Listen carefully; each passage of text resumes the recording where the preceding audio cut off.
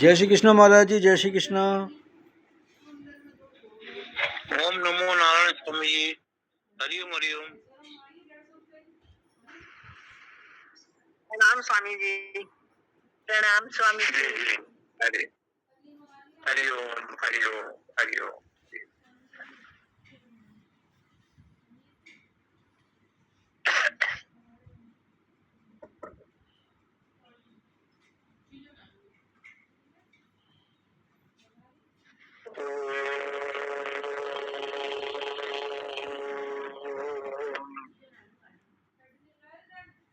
कंठेर्जस्य सदकरालगरलम्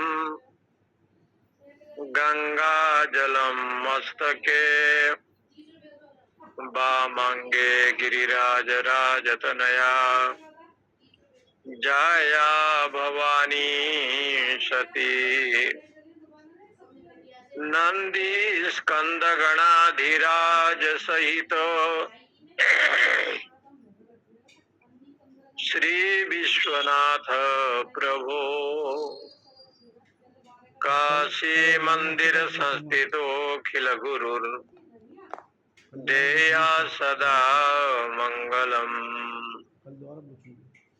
ब्रह्मांडं सकलं मनीषित रसै रत्नैः पयोभिर्हरम् खेले पूरयते कुटुंब निलयान् शंभुर्विलास प्रदा नाना दिव्यलता विभूषित वपु काशीपुराधीश्वरी श्री विश्वेश्वर सुंदरी भगवती देया सदा मंगलम। ओम सहनावतु सहनो भुनक्तु सह वीर्यं करवावहे तेजस्विनावधीतमस्तु मा विद्विषावहे। शंकरं शंकराचार्यं केशवं बादरायणं सूत्रभाष्य कृत वंदे भगवन्तो पुनः पुनः। ईश्वरो गुरुरात्मेति मूर्तिभेद विभागिने व्योमवद्व्याप्त देहाय दक्षिणामूर्तये नमः। ओम शांति शांति शांति। श्रीमन्नारायण नारायण नारायण श्रीमन्नारायण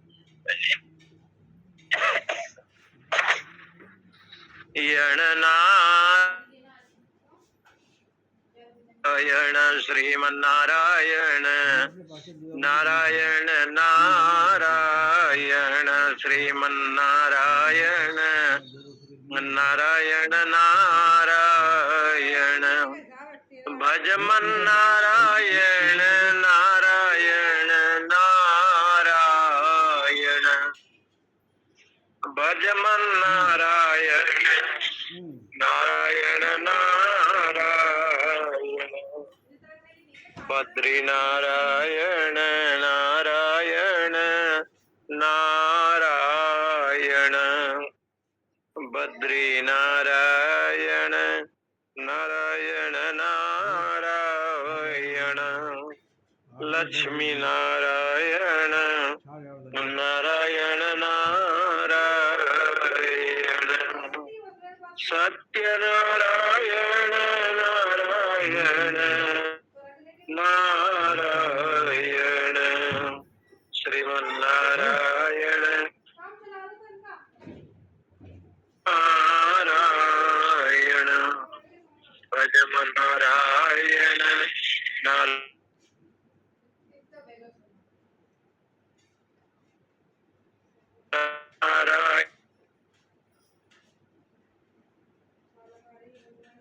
नारायण नारायण नारायण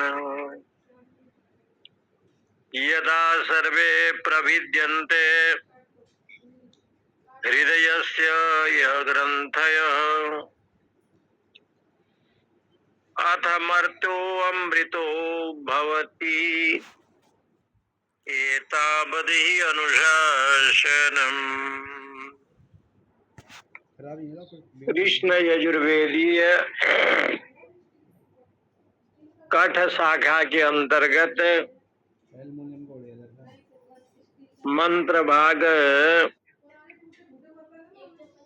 दूसरे अध्याय के तीसरे बल्ली के 15वां मंत्र पर विचार चल रहा था।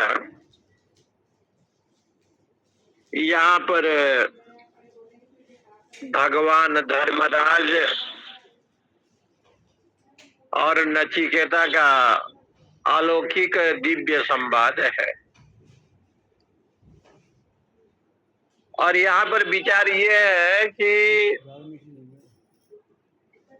जो आत्म तत्व है, आत्म ज्ञान है, आत्म साक्षात्कार है या आत्मा का दर्शन है,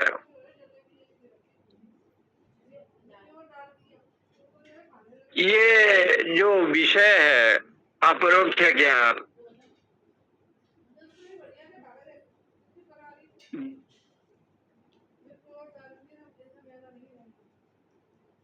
क्यों वेदांत में ये कहा जाता है त्रयो बंध्या जगत त्रयो बंध्या, 3 व्यक्ति को हमेशा बंधन करना चाहिए, प्रणाम करना चाहिए। वेदांत गुरु ईश्वर,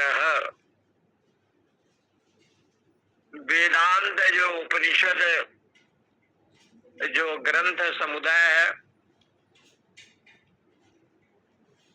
वेदांत को जो आत्म साक्षात्कार में अग्रसर है, आत्मनिष्ठा की बात वेदांत के द्वारा संभव है और गुरु को भी प्रणाम करना चाहिए और साक्षात परमात्मा को। त्रयो बंध्या, जीव को हमेशा 3 को जो है बंधन करना चाहिए। वेदांत माने शास्त्र को, क्योंकि उपनिषद ये माँ है। जैसे माँ अपने पुत्र संतान को रक्षा कर पालन पोषण करती है, खिलाती पिलाती है, स्नान कराती है, ऐसे अमृतस्य पुत्रा, सब अमृत के पुत्र हैं। इसलिए अमृत के संतान होने से अमृत शब्द का अर्थ परमात्मा ब्रह्म। ये जो परमात्मा है, ये जो ब्रह्म है, ये अमृत है और उस परम अमृत सच्चिदानंद परमानंद आनंद कंद जो ब्रह्म है, उन्हीं के सब पुत्र हैं। अमृतस्य पुत्राः, सब अमृत के संतान है। इसलिए अमृतत्व की प्राप्ति का अधिकार सभी को है। उस अमृतत्व की प्राप्ति क्यों नहीं हो पाता, इसके ऊपर कठोपनिषद में पहले प्रसंग था। परांचि खानी व्यत्रिणित स्वयंभू तस्मात् परांग पश्यति न अंतरात्मन। जो ज्ञानेन्द्रिय इत्यादि है वो सब बहिर्मुखी है। कर्मेंद्रिय तो कर्म करते हैं, लेकिन ज्ञानेन्द्रिय और मन ये सब बहिर्मुखी हैं। बहिर्मुखी होने के कारण से जीव जो है बाहर की ओर देखता है।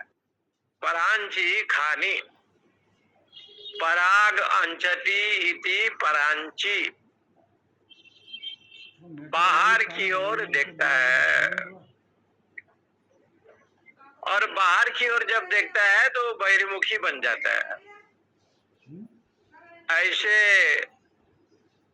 भगवान ने संसार को जब बनाया तो उसने जीव जगत पूरा समुदाय को बहिर्मुखी बना दिया। उसका मन बाहर जाने के लिए।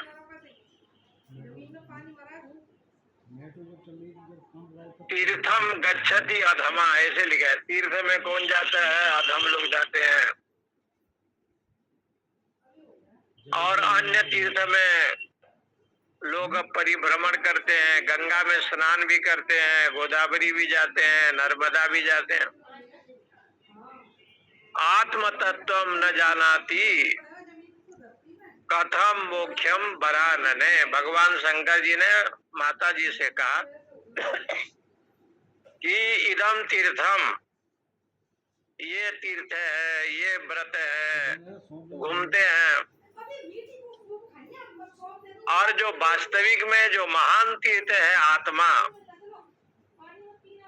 उस ब्रह्म विद्या को भूल जाते हैं। आत्म तीर्थम न जानती, आपके हृदय से बड़ा तीर्थ है इस संसार में कोई नहीं है। समझी क्या कह रहे हैं? आपके आंखों के पवित्र जो अश्रु जल है, उस आंखों के अश्रु बिंदु से और कोई पवित्र जल संसार में नहीं है। देखी सुदामा की दीन दशा, करुणा निधि। जो नरोत्तम कवि ने इस विषय को प्रस्तुत किया, उसने कहा कि करुणा निधि, करुणा के समुद्र भगवान। आप तो करुणा आपके पास एक दो नहीं है, अनंत करुणा के भंडार है। जैसे समुद्र होता है, अनंत जल का जो है वो भंडार है, ऐसे हे परमात्मा आप तो अनंत करुणा के भंडार है। एक करुणा आपके पास नहीं है, अनंत कृपा के भंडार है, करुणा निधि है। लेकिन आप रोने लगे, क्यों रोने लगे? तो देखो शब्द वहां कहता है कि करुणा करके रोए। जीव मात्र के प्रति भगवान की अनंत करुणा है, अनंत दया है।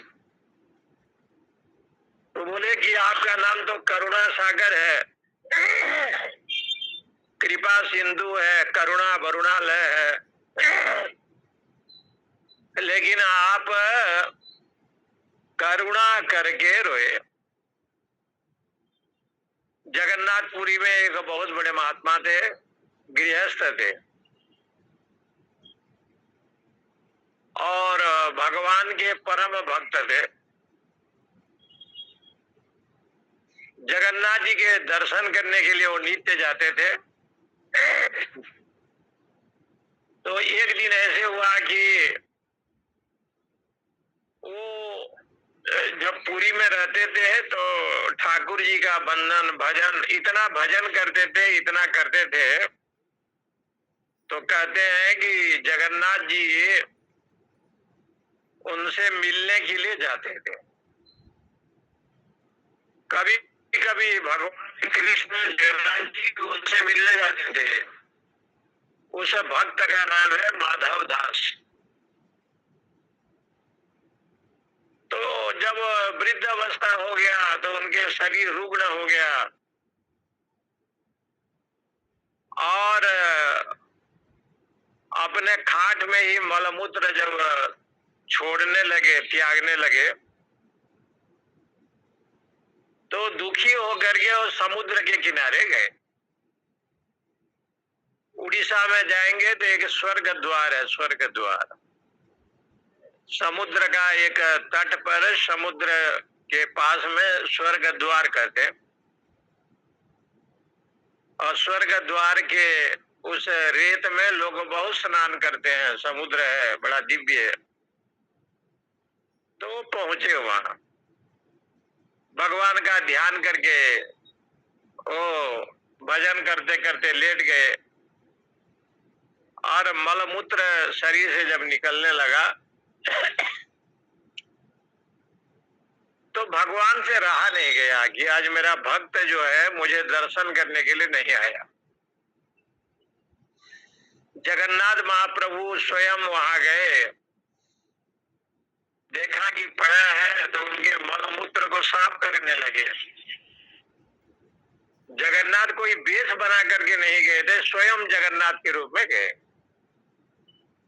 माधव दास ने जब देखा कि साक्षात भगवान पधारे हैं, बहुत विनती की, महाराज ये काम मत करो। भगवान ने कहा कि भाई तुम अनन्य भक्त हो, तुम्हारे सहारे और कोई नहीं है, मैं ही हूं। मुझे है काम ईश्वर से, जगत रूठे तो रूठन दे। इसलिए सारे बंधु बांधव घर द्वार को छोड़ करके आप आए, आपके और मेरे बिना तो आपका कोई है ही नहीं। माधव दास जी ने बहुत विनती की, लेकिन जगन्नाथ जी कभी माने ही नहीं। वो भक्ति के भाव में बंधन होकर के 15 दिन हो गया था सेवा करते करते। एक दिन माधव दास जी ने कहा कि भगवान मैं अपने प्राण को छोड़ दूं, ये तो आपकी बड़ी अनुग्रह है, लेकिन ये काम आप मत करो, मेरा मल मूत्र को आप साफ करो और ये करो। तो भगवान जगन्नाथ जी ने कहा देखो तुम्हारे प्रारब्ध में ये है कि तुम्हें 15 दिन तक और जो है ना ये दुख कष्ट उठाना पड़ेगा और तुम निरोग हो जाओगे। तो माधव दास जी ने कहा कि वो 15 दिन भले मैं सहन कर लूं, लेकिन आप ये काम नहीं करना। तो भगवान तो भक्त वत्सल हैं, भवानी भावना गम्या, ललिता सहस्त्र नाम में एक श्लोक है, भवानी भावना गम्या भवारण्य कुठारिका भद्र प्रिया भद्र मूर्ति भक्त सौभाग्यदायी। वहां जगदम्बा जी की वंदना की गई है और ये वंदना करते हुए अगस्त महामुनि जी ने ब्रह्मांड पुराण के अंतर्गत स्तुति किया लोपा मुद्रा के साथ। तो कहते हैं सर्व उपनिषद उद्घोष्टा शांता पीता कलात्मिका, माता जी की वंदना है। मैं उपनिषद नहीं पढ़ा हूँ, वेदांत नहीं पढ़ा हूँ, गीता नहीं पढ़ा हूँ, मुझे कुछ आता नहीं है। बोले तुम्हारी कृपा से मुझे सब आता है। महाकवि कालिदास को कुछ नहीं आता था, जिस पेड़ को काटता था उसी में वो बैठा था, लेकिन आपके अनुग्रह से सर्व उपनिषद उद्घोष्टा, सारे वेद वेदांग षडंग जो है उसके विद्वान वो बन गए। कुछ आता नहीं था, मूकम करोति वाचालम, आपकी बड़ा अनुग्रह। शांत्यातीता कलात्मिका, आप परम शांति को प्रदान करती हैं, संपूर्ण कला के मालिक आप हैं। तो यहाँ देखो लिखते हैं भावना गम्या, आप भक्ति प्रिय हैं और भक्ति प्रिय होने के कारण से आपसे बड़ा ये संसार में और कोई नहीं है। व्याधस्य चरणम ध्रुवस्य जबयु विद्या गजेन्द्रस्य का उपजाया किमु नाम रूपमधिगम प्रछन्न गुप्तम धनम उग्रसेनस्य किम पौरुषम सुदाम्नो किम तद्धनम भक्ति तुष्यति केवलम न प्रियो भक्ति प्रियो माधव। आपकी श्रद्धा है तब तो आप फूल तोड़ते हैं, आपकी श्रद्धा है तब तुलसी को पत्ते तोड़ते हैं, पूजा करते हैं। आपकी श्रद्धा है तब सत्संग सुनते हैं, आपकी श्रद्धा है तो आप भजन करते हैं। लेकिन आप कहेंगे कि हमारी श्रद्धा है इसलिए भोजन करते हैं, तो ये मिथ्या भाषण है। हमारी बहुत श्रद्धा है तब हम रोटी खाते हैं, दाल चावल सब्जी खाते हैं। बोले बाबा आपको भूख लगती है तब खाते हैं, यदि भूख न लगे तो शायद नहीं खाएंगे। अजीर्ण हो गया, अजीर्ण भोजनम विष, तो अजीर्ण हो गया तो भोजन नहीं करेंगे। तो संतों ने कहा कि श्रद्धा जब तक नहीं होगा वेदांत में, गुरु वाणी में, वेदांत गुरु वाक्यो विश्वास श्रद्धा, ये शंकराचार्य ने कहा। इसलिए जब श्रद्धा होता है तो आदमी पूजा भी करता है, पाठ भी करता है, कथा का श्रवण भी करता है, क्योंकि श्रद्धा एक ऐसी चीज है जो व्यक्ति को सत्व गुण प्रदान करता है। और जहां श्रद्धा होगा वहां विश्वास हो जाता है अपने आप। श्रद्धा विश्वास रूपिणो इसलिए कहा, याभ्याम बिना न पश्यन्ति सिद्धा स्वांतस्तमीश्वरम। इसलिए श्रद्धा और विश्वास रूप में हे भगवान शंकर पार्वती आप हैं। इसलिए भगवान जहाँ भावना गम्य का, भावना के अधीन, पहले एक भावना होता है कि मैं भगवान की पूजा करूं। भावना का अर्थ होता है हृदय में कल्पित दिव्य भाव। हृदय में कल्पित हो गया दिव्य भाव, कृष्ण ऐसे हैं, राम ऐसे हैं, शिव ऐसे हैं। तो देखिए माधव दास जी के मन में आया कि प्रभु आते हैं, तो भगवान ने कहा कि इस समय तो 15 दिन दुख उठाना पड़ेगा तुम्हें, प्रारब्ध है, तुम्हारा प्रारब्ध है। माधव दास जी ने कहा भले मैं दुख उठाऊं लेकिन आपको ये काम नहीं करना पड़ेगा। तो जगन्नाथ ठाकुर जी ने कहा ये तो मुझे करना पड़ेगा, कल भी आऊंगा मैं, परसों भी आऊंगा, रोज आना पड़ेगा। मलमूत्र यहाँ तुम उठ नहीं पा रहे हो, इतना कष्ट में हो, मैं तुम्हारा भगवान हूं। माधव दास जी ने पूछा कि जगन्नाथ जी आप ये क्यों कर रहे हो? बोले कि हमारा एक नाम है। बोले क्या नाम है? भक्त वत्सल। भक्त वत्सल कहलाने वाले, ये वृंदावन के भजन है।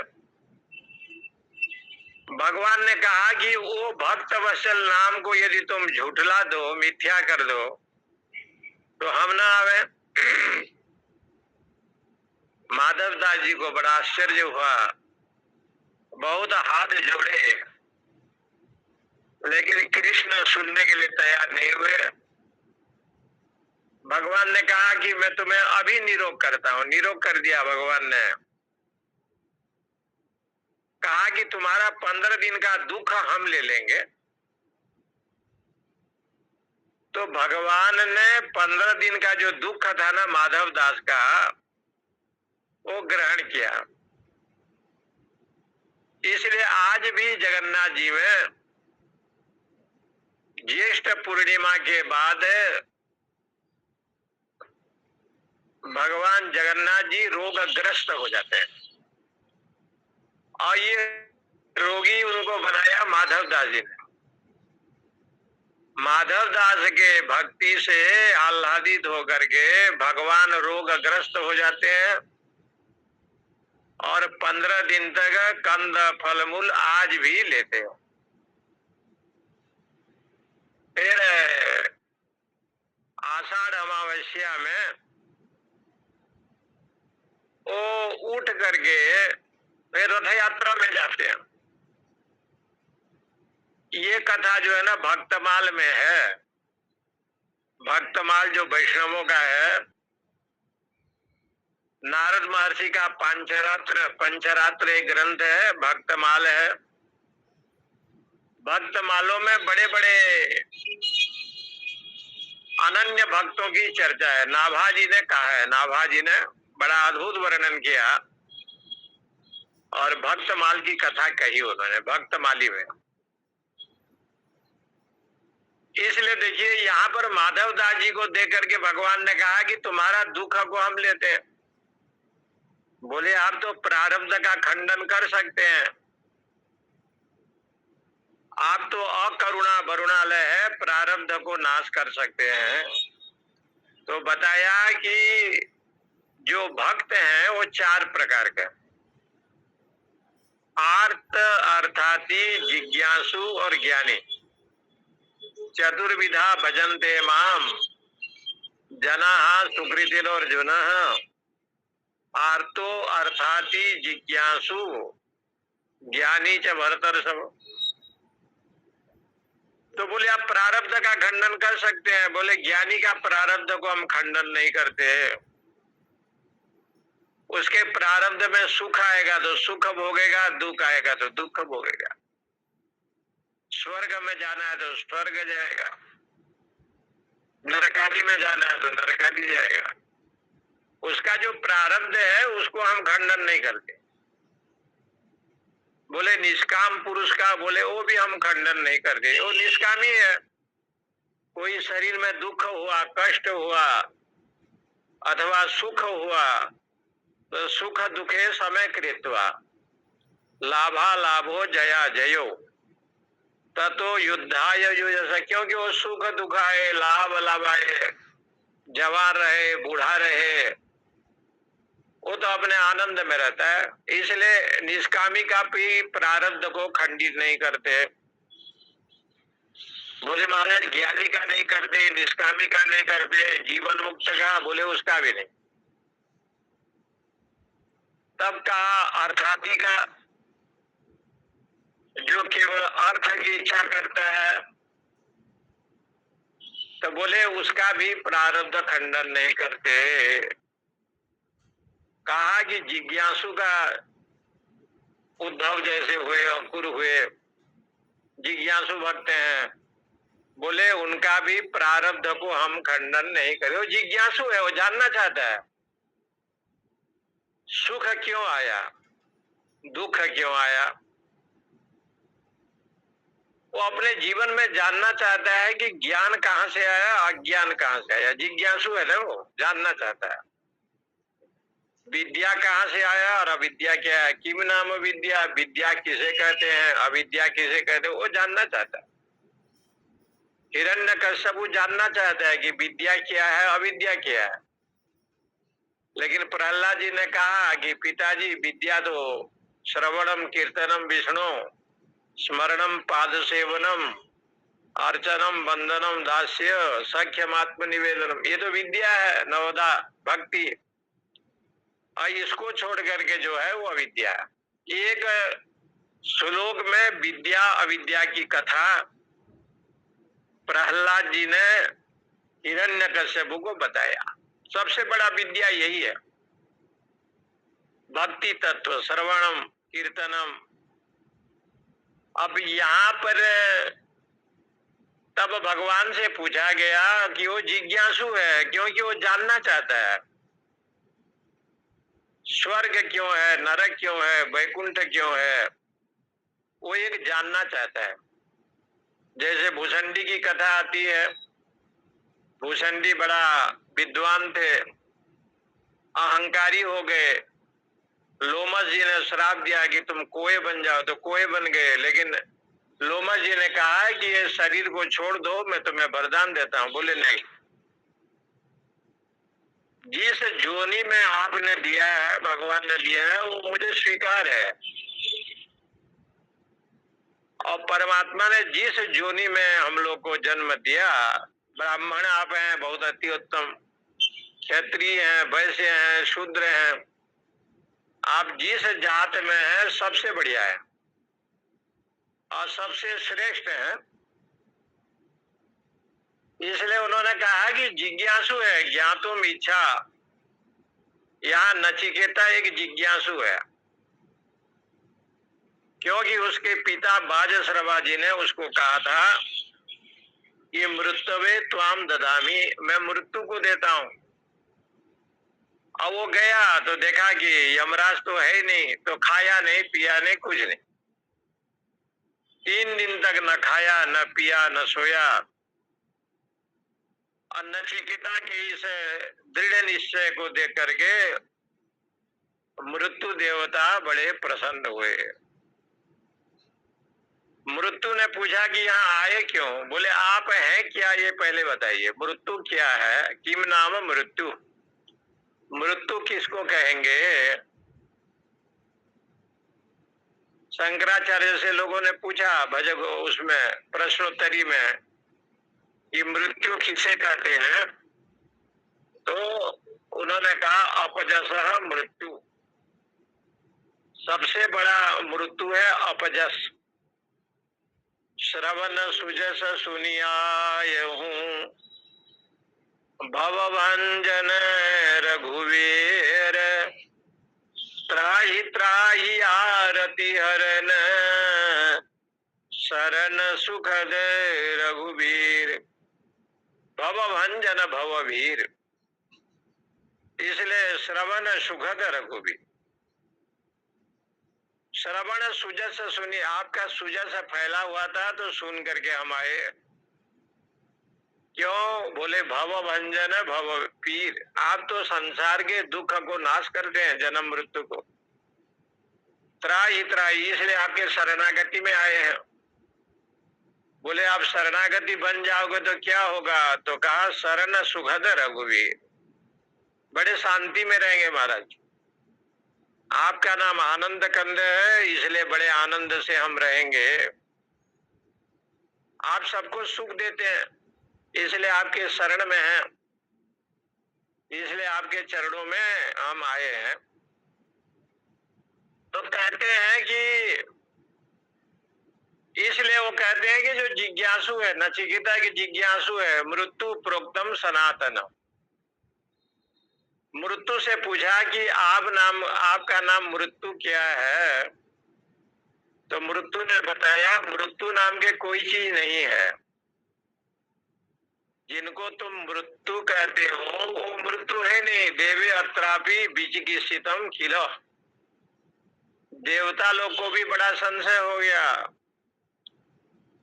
इस आत्म तत्व के। बोले मृत्यु नहीं है तो जन्म है कि नहीं है? बोले न जन्म है न मृत्यु है। यनम वेति हंतारम यश्चे न मन्यते हतम, उभो तो न विजानीतो नायम हंति न हन्यते। तो कहा जन्म नहीं है तो जन्म तो होता है। बोले देह का उत्पन्न होना जन्म है, देह का चले जाना मृत्यु है, उसको मरण कहते हैं। जिसको तुम जन्म मृत्यु समझते हो वो नहीं है, क्योंकि देह की उत्पत्ति हुआ तो जन्म हुआ, और देह का अभाव हो गया, चला गया, पंचभूत में मिल गया तो मृत्यु हो गया। इसलिए उसने कहा मरणम मानुप्राक्षी, ये मरण संबंधी प्रश्न मत पूछो, क्योंकि जन्म से लेकर के मृत्यु तक ही संसार है। जन्म से लेकर के मृत्यु तक दुख होगा, बुढ़ापा होगा। तो बोले कि भाई ये जिज्ञासा नचिकेता के मन में है। तब उन्होंने कहा कि ये प्रारब्ध, जिज्ञासु का प्रारब्ध को भी हम खंडन नहीं करते। तब भगवान से पूछा गया कि प्रारब्ध का नाश आप किसका करते हैं फिर? तो कहा आर्त भक्त का जो प्रारब्ध होता है उसका नाश भगवान करते हैं। कैसे करते हैं? भगवान अपने करुणा से, अपने दया से, अपने कृपा से, कोई आर्त भक्त है आतुर होकर के परमात्मा का चिंतन करता है, तो ईश्वर क्या करते हैं? उसके ऊपर अपना कृपा दृष्टि देते हैं। जब ईश्वर कृपा दृष्टि देता है तो अनंत करोड़ों जन्म का जो दुख होता है, कष्ट होता है, सारा नाश हो जाता है। इसलिए वो कृपा दृष्टि प्रदान करते हैं, करुणा करते हैं। केवल आर्त भक्त जो होता है जैसे हम लोग द्रौपदी को लेते हैं कि द्रौपदी आर्त भक्त थी, गजेंद्र को लेते हैं, परंतु भगवान क्या करते हैं, उनका जो प्रारब्ध है, जो उसको भोगना था कई दिन तक, एक उनके कृपा के दृष्टि से तुरंत वो भस्मसात हो जाता है, नाश हो जाता है। इसलिए उसने कहा कि आर्त भक्त, आर्त मन आतुर होकर के, आकुल व्याकुल होकर के भगवान नाम का जप करता है, स्मरण करता है, और बड़े अद्भुत भाव से। अब आप वृंदावन जाएं तो बिहारी को देखो, आप बिहारी जी का दर्शन करो। बिहारी का दर्शन आप जब करने जाएंगे, और जब गोस्वामी लोग पर्दा ढकते हैं, तो उस जो भगवान का जो काला नयन है, उनके जो दिव्य स्वरूप है, उसको दर्शन करने के लिए लोग इतना रोते हैं और सखी भाव को प्राप्त कर लेते हैं। इसलिए कभी कभी शास्त्रों में इस बात को कहा कि आर्त भक्त का, और संसार में आर्त के रूप में द्रौपदी केवल नहीं है, सब लोग हैं, पूरा दुनिया ही आर्त भक्त है। क्योंकि जीवन में किसी को दुख है, किसी को कष्ट है, किसी को टेंशन है, किसी को पुत्र परिवार के प्रति चिंता है। इसलिए हमारे शास्त्रों में बताया, तो माधव दास जी से भगवान ने कहा कि तुम्हारा जो प्रारब्ध है वो मैं नाश कर दिया। बोले क्यों, इसमें प्रमाण क्या है? तो आप भगवत गीता में आइए, तेसा मेवानुकंपार्थम अहम ज्ञानजम तमः नाशयामी आत्म भावस्तो ज्ञान दीपेन भास्वता। तेसाम हम समुद्धरता, में संसार से उसको रक्षा करने के लिए, बचाने के लिए जब आया, मृत्यु संसार सागर, मृत्यु एव संसार, मृत्यु संसार, ये मृत्यु को ही संसार कहा गया, भूलोक कहा गया। संसार माने भूलोक, भूलोक माने स्मशान भूमि। ये भूलोक में ही स्मशान भूमि है। मुर्दे को जलाने जाने की परंपरा केवल भूलोक में है, अंतरिक्ष स्वर्ग लोक इत्यादि में नहीं है। वहां तो वहां कोई स्मशान घाट है ही नहीं, वहां लकड़ी भी नहीं है, घी भी नहीं है, कोई व्यवस्था नहीं है। इसलिए मृत्यु संसार। बोले ये मृत्यु संसार क्यों पड़ा? बोले मृत्यु एवं संसार, व्यक्ति का मृत्यु हो जाना यही तो संसार है। बोले संसार क्या है? तो गीता जी में स्पष्ट किया, इच्छा द्वेष सुख दुख लक्षणम संसार, यही संसार। तब कहा कि ये मृत्यु संसार क्या है? बोले सागरात, समुद्रवत है, समुद्र के समान। जैसे समुद्र का कोई अंत नहीं है, इसलिए ये संसार का भी कोई अंत नहीं है।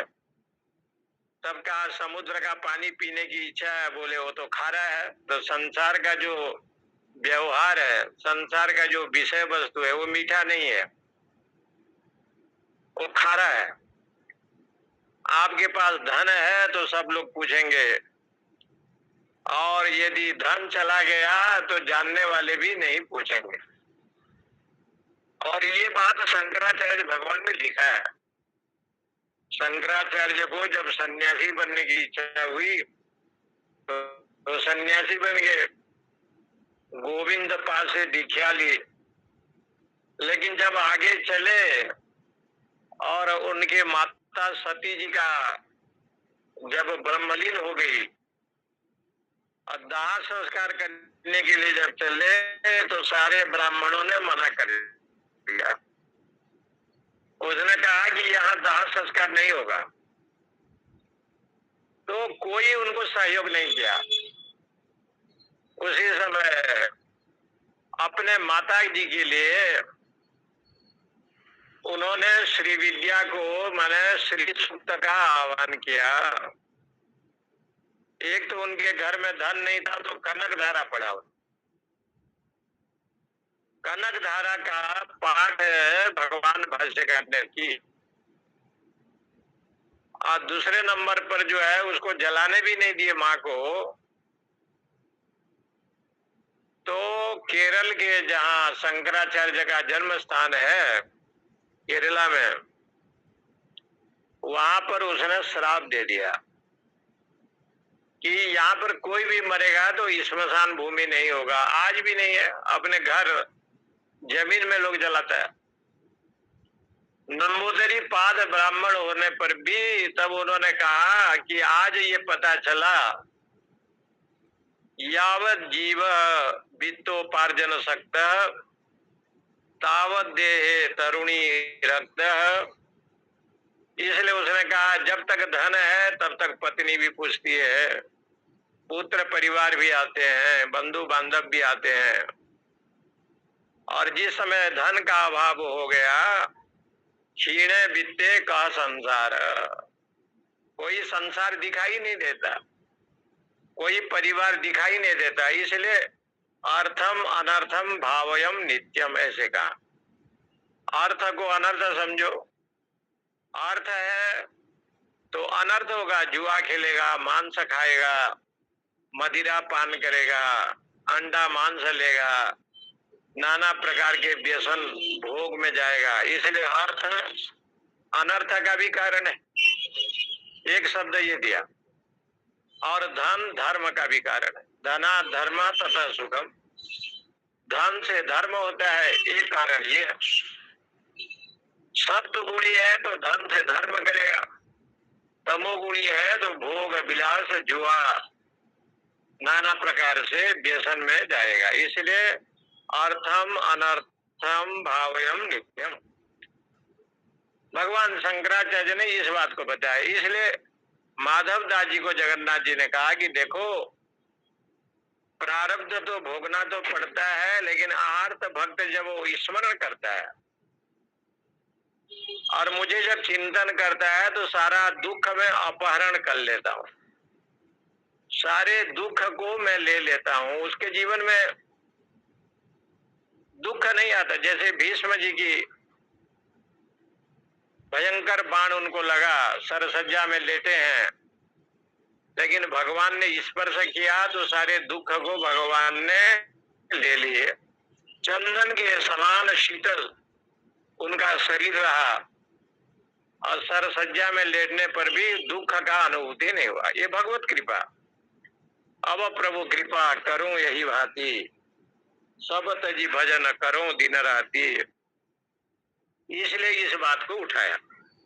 शतम चैकाच हृदय सनाड्यो तासाम ऊर्धान अभिनिश्रिते का तयो ऊर्धम आयन अमृतत्वमेति विश्वंगन्या उत्क्रमणे भवन्ति।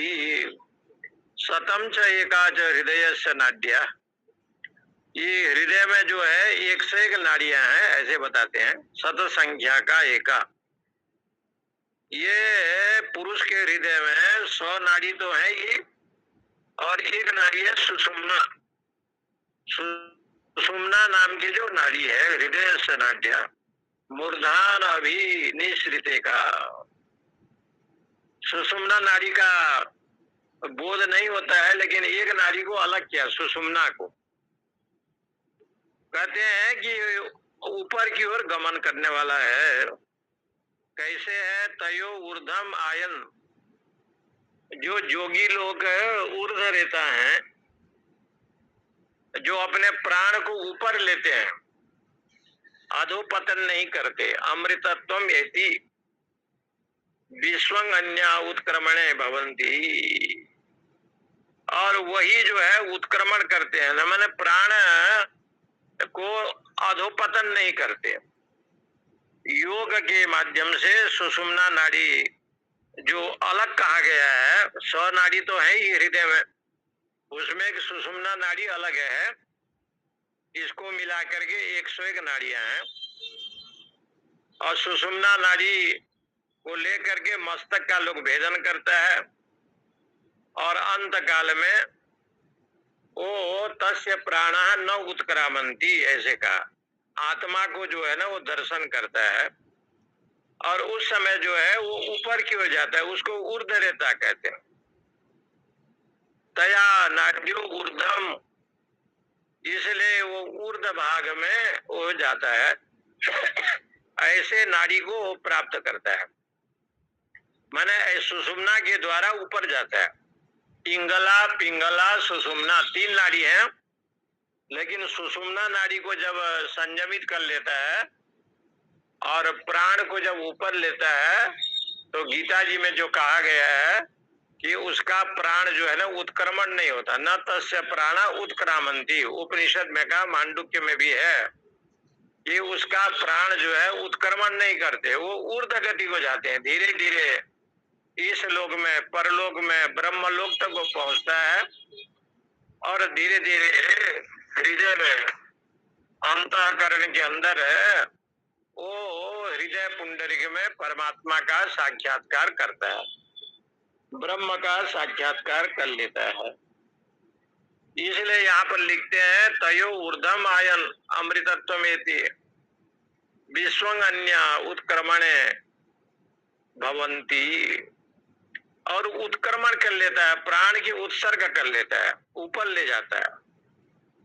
इसलिए यहाँ पर कहते हैं आभूत संप्लवम स्थानम अमृतत्वम विभाव्यते। विष्णु पुराण में कहा है कि जब वो प्राण को वश में कर लेता है ना तो सारी इंद्रियां वश हो जाती हैं। इसलिए प्राण विद्या,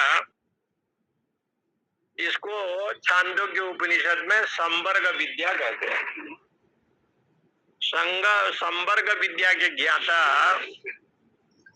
उस काल में रेक को मुनि को, इसका बड़ा महत्व जाता है। रेक को मुनि संवर्ग विद्या को जानते थे। एक गाड़ी के भीतर कमरा जैसे बना रखा था, शरीर में बहुत खुजली होता था, दो हंस उड़ करके आकाश में जा रहे थे। उस समय के बड़े धर्मात्मा राजा था जान श्रुति, जो अन्नदान देता था, सभी को खिलाता पिलाता था, बड़ा नामी राजा था।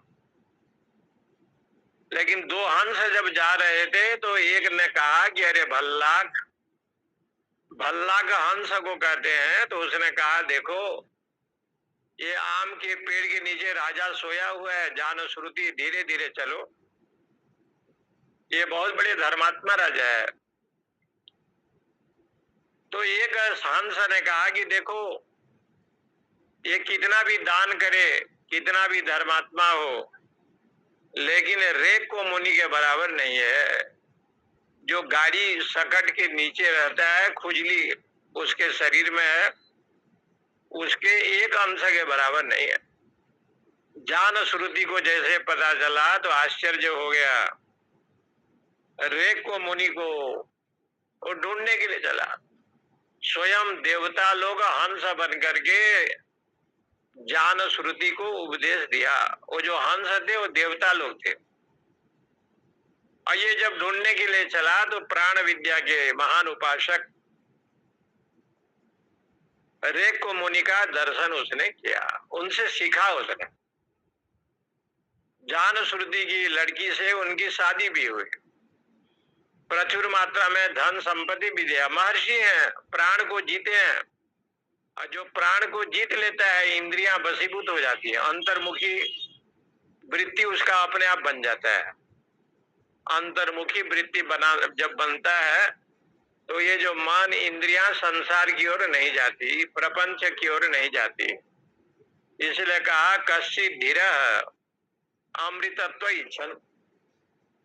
ऐसे जो संवर्ग विद्या के ज्ञाता महामुनि रेक उत्क्रमणे निमित्तम भवन्ति, संसार प्रतिपत्ति अर्था एव भवन्ति। ये संसार का विषय उसके पास नहीं रहता। उसके जो प्राण तत्व है सुषुम्ना नाड़ी के द्वारा, इसलिए जब जोगी लोग का शरीर छूटता है तो उनके सिर के मध्य भाग में ही जो है ना वो वायु निकलता है, ऐसे बताते हैं। इसलिए कहते हैं वो संसार प्राप्ति उसके लिए नहीं होता। अंगुष्ठ मात्र पुरुषो अंतरात्मा सदा जनानां हृदय सन्निविष्ट तम स्वाच्छ शरीरात् प्रबृहेन् मुंजादि बेसिकां धैर्येण तम विद्या शुक्रम अमृतम तम विद्या शुक्रम अमृतम इति। ये जो ब्रह्म है अंगुष्ठ मात्र पुरुष वाला है, अंगुष्ठ मात्र पुरुष अंतरात्मा प्राणी के हृदय में विराजमान है। सदा जनानाम हृदय सन्निविष्ट, ये ब्रह्म जो है सदा हृदय के, जनानाम माने प्राणी नाम, प्राणी के हृदय में विराजमान है। तम इसलिए कहते हैं उसको जानने के लिए। कैसे जानेंगे? तम विद्यात तम स्वास्थ्य शरीरम, स्वा शरीरम शरीरात, अपने शरीर से जब आप बाहर निकलेंगे, शरीर से बाहर निकले का मतलब है काम क्रोध, ये जो वासना से आबद्ध जब तक जीव रहेगा तब तक शरीर में है। जब ज्ञान वैराग्य के द्वारा संयुक्त हो जाएगा तो शरीर से बाहर निकल जाता है, देहाध्यास का अभाव होने लगता है।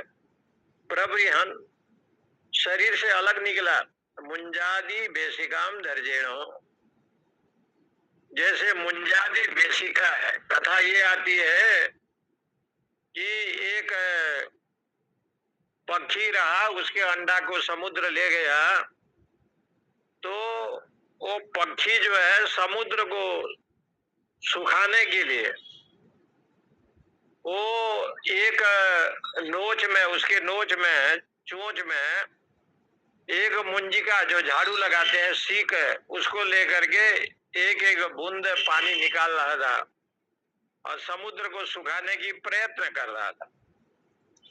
इतने में गरुड़ जी आए, पूछा,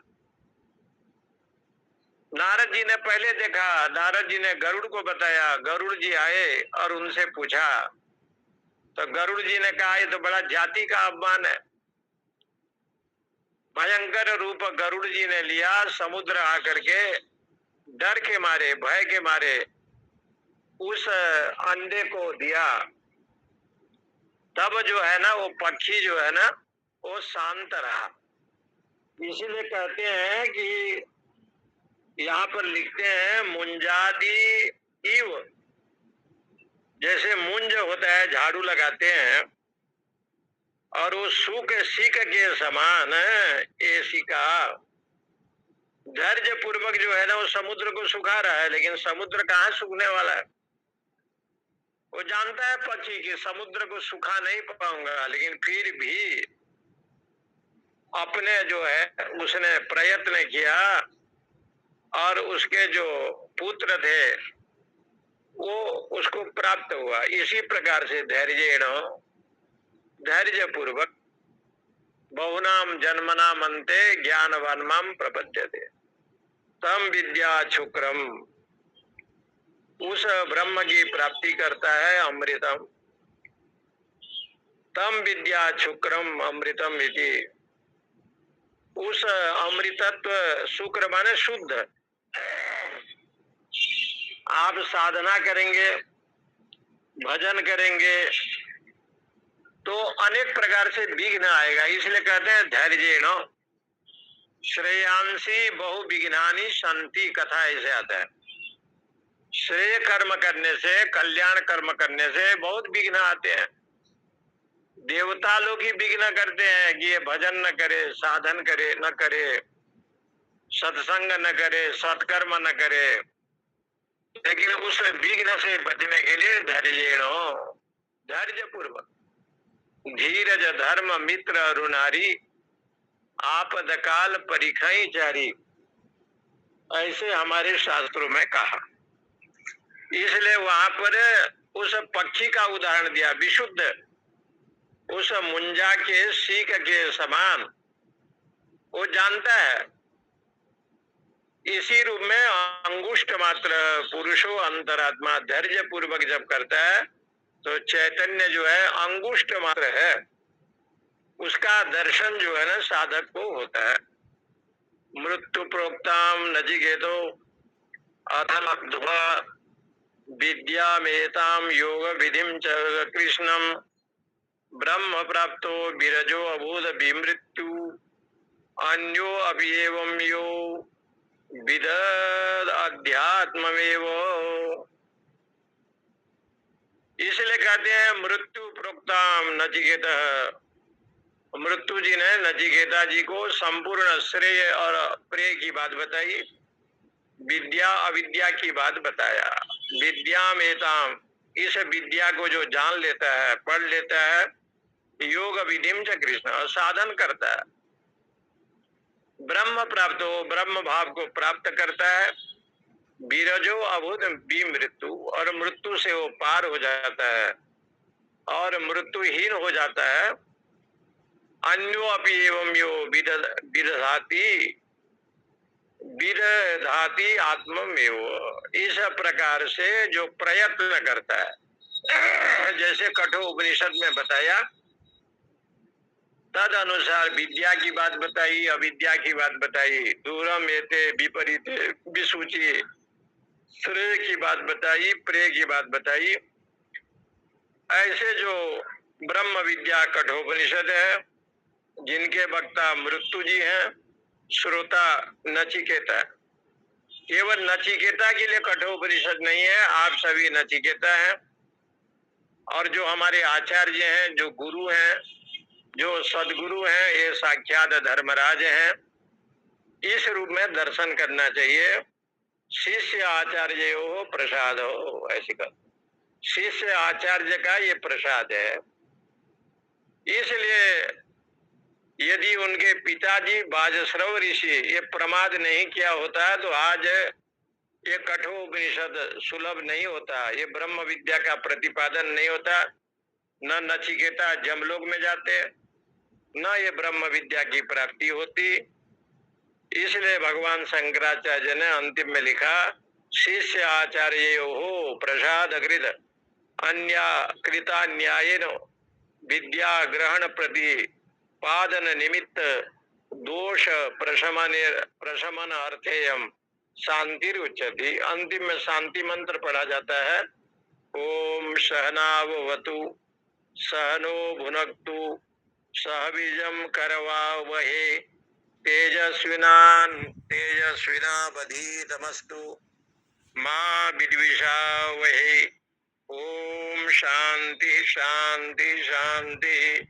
ओम सहनावतु सहनो भुनक्तु सह वीर्यं करवावहे तेजस्विनावधीतमस्तु मां विद्विषावहे।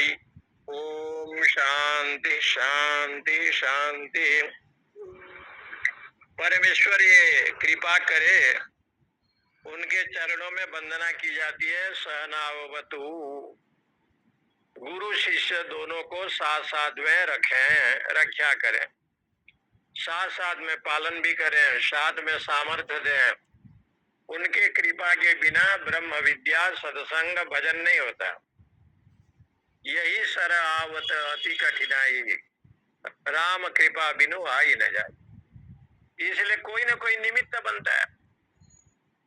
इसलिए आजकल जो लोग कहते हैं गोस्वामी तुलसीदास जी बड़े कामुक थे, ससुराल में पहुंच गए, ये उनका भ्रांत है। तुलसीदास जी महान पंडित, महान विद्वान, भगवान की इच्छा थी कि वो ससुराल में जाए और पत्नी कुछ बोले, और रत्नावली ने कुछ बोल दिया, देह मांस में ऐसे प्रेम, जामे ऐसी प्रीति, तामे श्री राम में होता तो न तो हो भवभीति। गोस्वामी जी को वैराग्य हो गया और राम राम का स्मरण करते हुए भगवान का दर्शन हुआ। रामचरितमानस को लिखा। केवल उनके ही निमित्त होता कि पत्नी कुछ बोले और पति को वैराग्य हो जाए।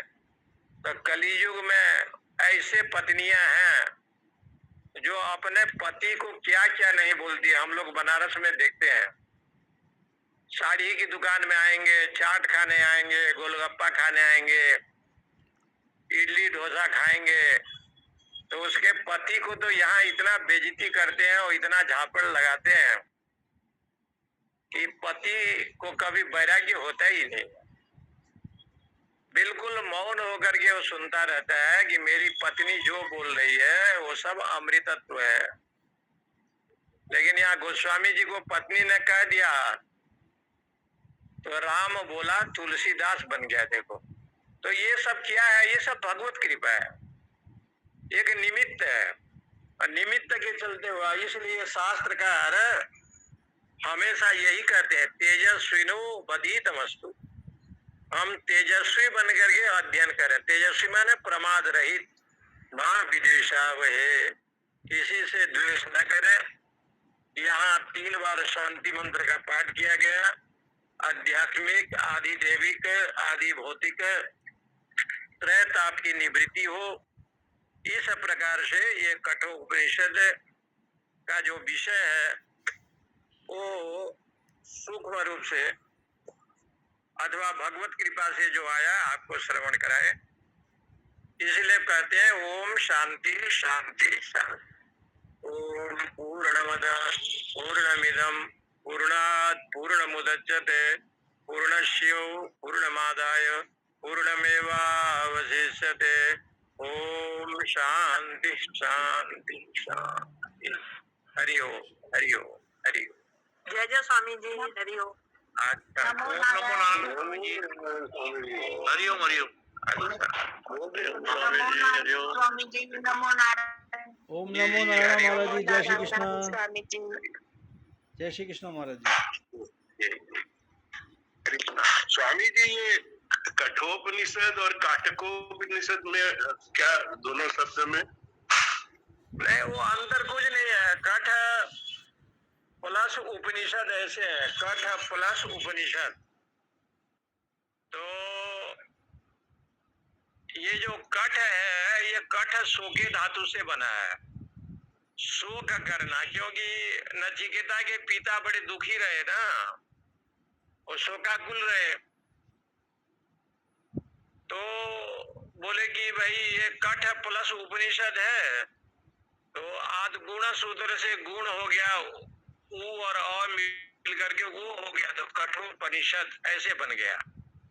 और काठक में इतना अंतर है, कठे भव काठक। कठ उपनिषद में जो विषय है उसको कहेंगे काठक। तो कठ शब्द से नबुल प्रत्यय किया, नबुल को अ का आदेश हो गया और आदि की वृद्धि हो गई कौ में अ का, तो बन गया काठक। और काठको उपनिषद, तो ये काठक शाखा है ना, कठ ऋषि ने जो बनाया उसके जो शाखा है उसको लोग काठक बोलते हैं। इसलिए कहीं कहीं काठको उपनिषद भी कहा गया है और अनेक जगह पर कठो उपनिषद है। ये तो 99% कठो उपनिषद है। लेकिन वो काठक संहिता में आया ना, कठो उपनिषद के जो ऋषि हैं उनका नाम है कठ। और कठ जी ने जो बनाया, मैंने बनाया तो नहीं उपनिषद को, जो देखा साधना के द्वारा, तो इसका नाम पड़ गया काठक। और वही कठ ऋषि ने साधना और मंत्र दृष्टा होने से कठ उपनिषद के विषय को देखा, जम को भी देखा, नचिकेता को भी देखा और सारा विषय दे करके उसने जो लिखा है ना, इसलिए वो कठ शाखा के नाम से काठक है। नहीं तो मूल है कठ उपनिषद। कठ उपनिषद ये है, क्योंकि वो दाता जो दान दे रहे हैं बाजश्रवा, वो दान देने पर भी दुखी है, नहीं दान देने पर भी दुखी है। जो दान कर रहे हैं उनके अंतरात्मा में उनको दुख दे रहा है, और नहीं देते तो बूढ़ी बूढ़ी गौ थे वो सब मर जाते और उनको कष्ट होता। तो दान देने में भी व्यक्ति जो है दुखी तो होता है। हम लोग राम सुखदास जी महाराज से मिलने गए स्वर्गाश्रम में ऋषिकेश में, तो एक सेठ कहा कि महाराज अगर दान दे रहा है, बोले ठीक है। उस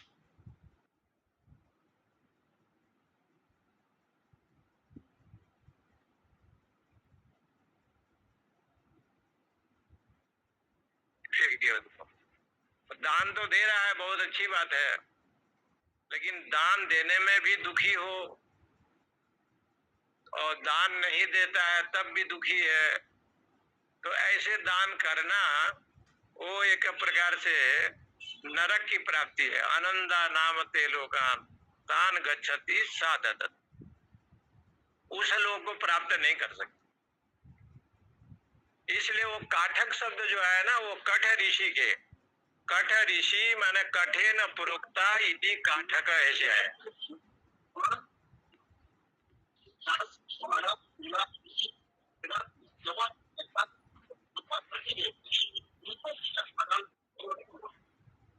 और सुनाई नहीं दे रहा ठीक से, थोड़ा बोलिए ना। बोलो।